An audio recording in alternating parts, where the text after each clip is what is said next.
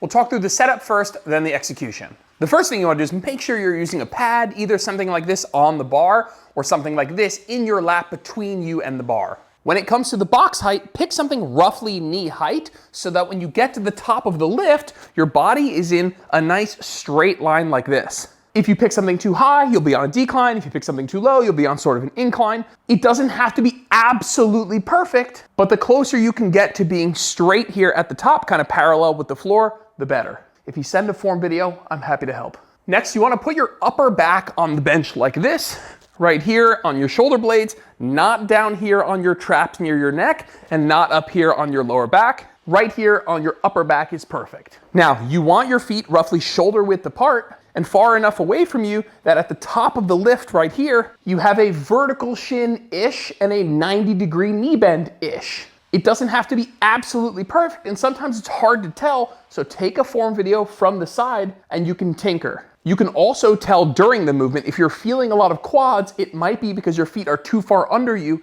and you need to walk them forward. And on the flip side, you might feel a lot of hamstrings, which usually means your feet are too far out and you need to walk them in a little bit.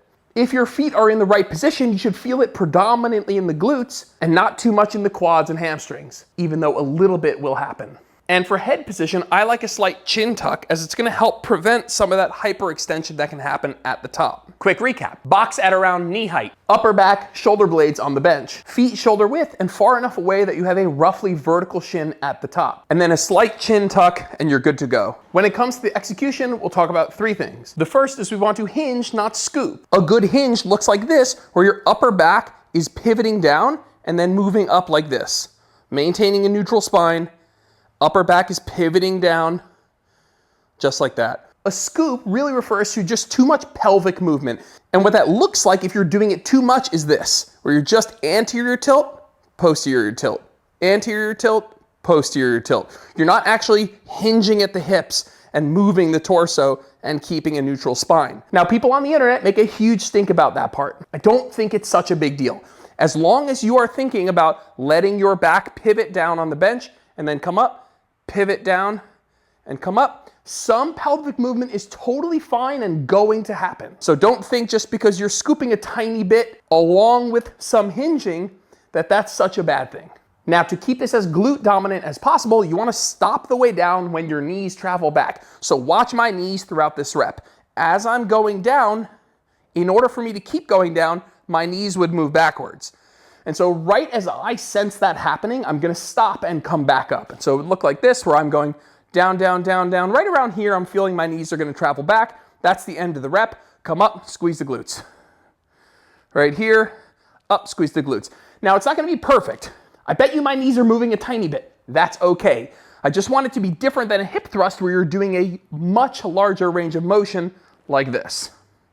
So a glute bridge stops when the knees start to travel back, and that's what keeps it a little bit more glute biased. Now, you have your hinge down, you know where to stop the range of motion. The last two things that are worth thinking about is keeping that chin tucked and looking forward as you complete the rep instead of tilting back and looking at the ceiling. I want you looking forward throughout the whole rep.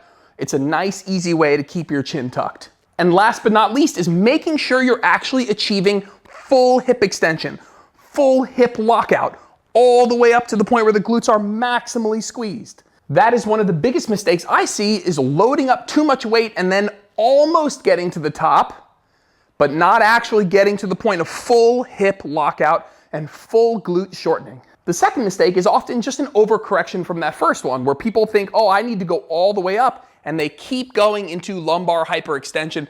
And if you're feeling this a lot in your lower back, I bet that's what you're doing. Little brace in the core, keep the chin tucked, glute squeeze. This is the end of the rep. So if you're doing so much weight that you can't get to full lockout, lower the weight. And if you're getting so high that you're feeling it in your lower back and staring at the ceiling, keep the chin tucked and stop a little sooner. And the last mistake we went over already, which is just having your feet too far away from you or too far under you.